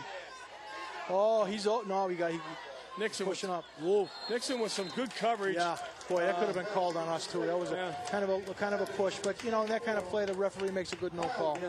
Kyle Brown actually adjusted well to the ball. For all appearances, he was trying to go inside. That's where Nixon was shielding him. Right. And at the last second, he reaches to the outside, got a hand on the ball, but might have misjudged it. Initially, it was a duck. It was not a tight spiral by any means. So now we get a 3rd and 10 from the 42-yard line of Concord. That last play only took 8 seconds off the clock. An incomplete pass stops the clock. Foxboro basically with 8 guys in the box. Here comes Logan. Backside screen. Oh, geez, that's too bad. No whistle. That ball might have been live. Boy, that could have been live. You're right. Yeah, I think they're going to call it a fumble possibly here, a lateral. Are they marking it back there? No, they're going to bring it back up. Okay. Incomplete. A little slow with the whistle because certainly if it was an incomplete pass, I would have expected a whistle a couple seconds sooner. So 4th down now. It's a dangerous play, but it's also one that can be quite effective. You know, Doug, one of the greatest assets Jack Martinelli has, besides being a great person with the kids, he adjusts at halftime better than any coach I think I've seen in the Hockomock League ever. He and his assistants, they can adjust to any scheme, anything, and it always seems like Foxboro's a better second-half team than they are a first-half team. I'm not sure how he does it or why he does it. I know he's very intense, but and he still kept that intensity at 26 years as a head coach. But he does a great job in terms of adjusting at halftime. Well, how often have we thought it's just a matter of us wearing down the opposition? We've said that many a times that basically we just, with our size and stamina, we've worn them down. But you're right. It could be the fact that they make those adjustments, and good things happen. He never wants. He wants to deflect all the credit, but I'll tell you, here we go. We're going to fake now. This could be interesting here. Oh, this could be real interesting. Like, see ya. Well, you want to ran into the middle, yeah. He gets about 10, 12 yards on a return. 5:04 left. You're absolutely right when you speak about Jack. I mean, a quality individual. never takes credit. One of the most humble people I've ever met in my life. Always one to give the accolades to his assistants, to the kids. You know, and his record speaks for itself. Oh, absolutely. The 200 wins were made possible because of the type of person that he is, as well as the coach that he is. He loves the game. He's a student of the game. He's never had a losing record. 25 years of football without a losing record. It's ridiculous. It is ridiculous. It just doesn't happen. And as people, a lot of people don't know this, Doug. I know you do, but we're the smallest town in the Hockomock League in terms of population. Here we go. Is that Timmy? That's Timmy. Yeah. That's about 25 years. Yeah, there's a burst. He's getting close to 100 yards now. Yeah. We're smaller than Sharon in terms of population. We're smaller than Canton. Yeah. We'll take a look at Timmy again. Here we go. Offensive line, nice job, Kaminsky. Yeah, look at Sikorsky with the linebacker. They're firing on all cylinders right now. That's what I'm very impressed with Jimmy Kaminsky at left guard. I think he had a tremendous game tonight, especially in the second half. Certainly. But as you're saying too, Frank, the numbers. I mean, we're putting 89, 90 kids to 100 kids on the field, and we're graduating 170 kids. I know. It's ridiculous. I know. A large percentage of student body is involved in this football program. Yep. Timmy gets nothing there, ran into a wall. Number 50 was in there for Concord, Marshall Gleason. But yeah, it's a testament to us as a town. Well, to you and your program down below. I mean, the Pop Warner coaches, the kids. I mean, that starts with the parents, the involvement of the parents. Yeah. You know, can't say enough about the tradition of the town in terms of football. And I mean, certainly Jack Martinelli's just runs a class program. No doubt about it. So we got the power eye here, and Simons is back in. And look at this kid run, too. Nice job. I like him. I do, too. Ball's loose, but I think he was down on the play. Speaking of Foxboro as a football town, it's funny because of the Patriots' success in the last 10 years. You travel anywhere and you say Foxboro. Now everybody knows where Foxboro is. It says where the Patriots play. Instead of say we had football in Foxboro before the Patriots arrived. In fact, we had good football in Foxboro. Yeah, exactly. Yeah. So I mean, they have helped put us on the map. But anybody that in the state, even you get into the northern part of Rhode Island, they know Foxboro football. There's no doubt about it. And we've put a lot of kids in college as a result. So here we go, third down and about 5. Here's the toss to Simons again up. Number 50 again, Gleason on the tackle. Lukey, you missed your block. Yeah, gets a little help from Eric Moore, number 5. So Foxboro's definitely in a punting situation here. 2 minutes and 50 seconds and counting.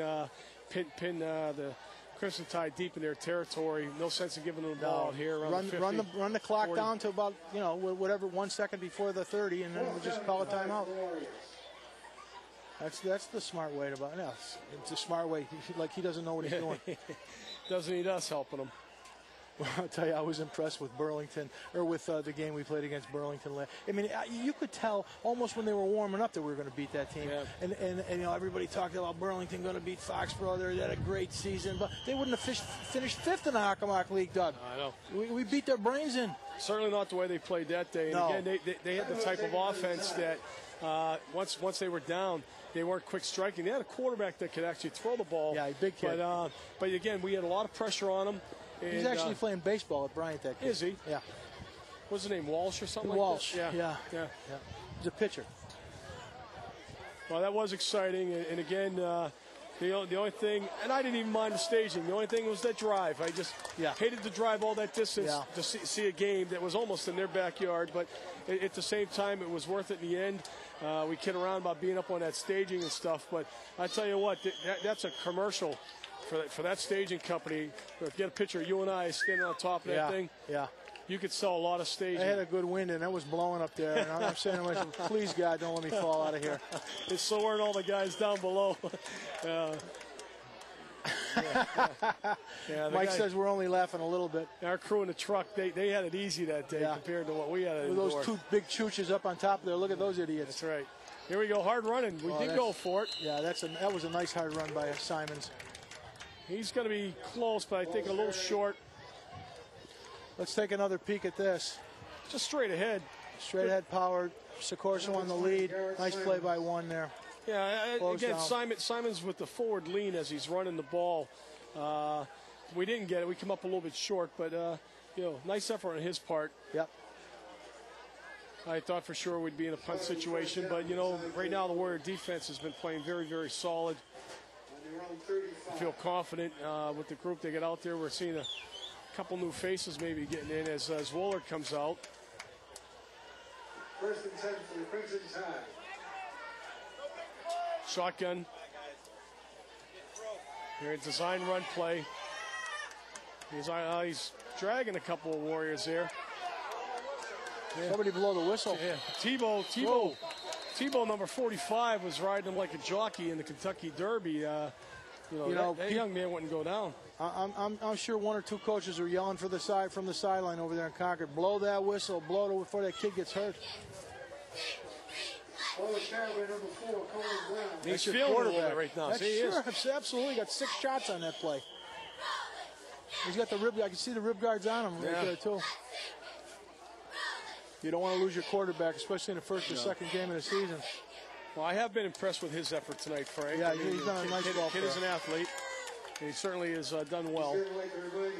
We're getting down to a minute and a half left in the game now. Second and about 4. Now he goes back to pass.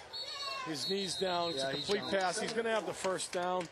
It's number 17, Timothy Coffin comes down with the first down, but his knee touched when he received the ball, so it'll be stopped momentarily while they move the chains. Ball was caught by number 17. We are on the 45. Is now running. With about a minute left here in this game, Doug, next week's going to be a treat to watch this kid Todman play from Dartmouth. Probably the best running back in southeastern Massachusetts. Right? Okay. Yeah, he averaged he won over 2,000 yards rushing last year. Oh boy. So Dartmouth's got a pretty good football team. I'm kind of sorry they have to miss that game. But you're going to be in for a treat. I've seen this kid play before. Okay. He is quick. Yeah, certainly Dartmouth years back had, in Jack's earlier years, Fox met him in back-to-back Super Bowls in the old Foxboro Stadium, and both times come up on the short end of hard-fought real games. Close games. Too, and they had a tandem back then. They had a quarterback named Cordero, I believe, a fantastic athlete, and then they had a running back. Basically, the two guys were studs. Oh, here we go. Look at this kid. He does not quit. Alex Price ends up. Oh, it's going to be a late hit. They went over the top. 6 went over the top. Yeah, that really Stevie McGrath there. I don't know if there's any real harm there, but Alex Price had finally brought him down. Let's take a look. I mean, this kid just doesn't want to go down, and he's got 2 or 3 guys there, and Alex Price is going to ride him to the turf. Now McGrath is coming in hard. Got dead ball. Personal foul on Foxboro, 15 yards. Maybe that's what it was, but certainly unintentional. He went over the top of him. Yeah, certainly unintentional. Well, for the folks that don't know, Foxboro Warriors have 7 home games this year. Fantastic. We're gonna start off 1, 2, 3 home, and then we're gonna go 4 away, right, and then we're gonna come back with 4 more home. Yeah. So it's kind of a unique schedule. It's definitely odd in the sense that the 3 initial home games were all out of league. Neville's gonna pick this off. Oh yeah, he's going too. Watch this. Break. Oh, we got nice tackle there. Moore brought him down. But you're right. I mean, there's a flag on a kid from Concord, I think. 2 flags. Oh, the kid threw the flag twice. Push to the back, maybe there on Foxboro.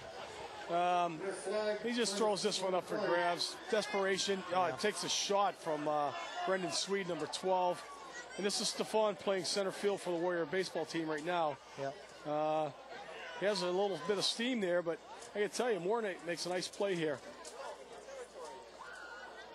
Pushing the back might have been on his number 93, but the schedule. Probably the only thing that I can compare it to is the year that we didn't have any home games. Right. We were on the road because of the field being under. And still went to the Super Bowl. Yeah, but to have 3 at home, then open up with 4 Hawkmock League games on the road, then finish with 4. Obviously, homecoming is going to be week 8. because they're going to be away for a month. Yeah. So it gives us a big gap in our cable schedule, too, which I hope it fits in well with Ross's football schedule, so any conflicts other than next week. I got two. I got next week, and I got another one where he's got to play down in Southern Connecticut. And I've never had a Friday night game, and now we have two. I have, huh? So anyway, I'll be here for 5 of them, 5 games here. Well, so and hopefully more. Hopefully more. Hopefully more. Well, we're taking a knee right now. Yeah. So I think we may have to take one more snap. A great way for the Warriors to open up the 2007 campaign. Sure is. Because it didn't look good in the first half. No. But we answered a few questions tonight, I think. We saw the line finally take over in the second half. And, we saw Timmy Mulligan break out of the shell after being bottled up in the first half. Luke Sicorso had a lot to do with that. Brian Swanton with a couple nice passes to Ali Matata. I like the way he ran the offense. He did a nice job. So there's the end score there. 17 for the Warriors, 3 for the Crimson Tide of Concord, New Hampshire. Those men have a little bit of a ride to go home tonight. I'm sure that they would have wished for a better outcome. But again, coming all the way down here to play a program with good tradition and high hopes again for the season. Good play contest in the second half. Yeah. It was a nice game in the second half. A little boring in the first half, to be honest with you. But the Warrior tradition of pounding the football definitely paid off in the second half. We got to see the emergence of a nice sophomore, Luke Sicorso, nice junior quarterback, and Butchie Swanton. Mortada did a nice job. Neville did a nice job. The line really came through in the second half. I was very impressed with this, especially the left side of the offensive line. Nice job all around, and it's a good win. Yeah, it is. Solid. So, Foxboro ended up with 158 yards rushing on the ground. Now, if you remember, they only had one first down at the half. Right, and 45 yards total. Yeah, 34 of them on the ground. So, a real good second half. And we'll be checking in again with you next week. Frank, as you said, won't be here, but Dennis will be back. So you poor people at home do get stuck with me back-to-back weeks. But hopefully my partners will entertain you. Your partner will improve next week. Yeah. We're humble ourselves, I guess. So for the Cable 8 crew, who always do a great job, the guys and gals, the guys on the truck, the guys on the field, this is Doug Seuss and Frank Jaffoon signing off, and we'll be back next week when the Warriors take on Dartmouth. Yep. So good night, all.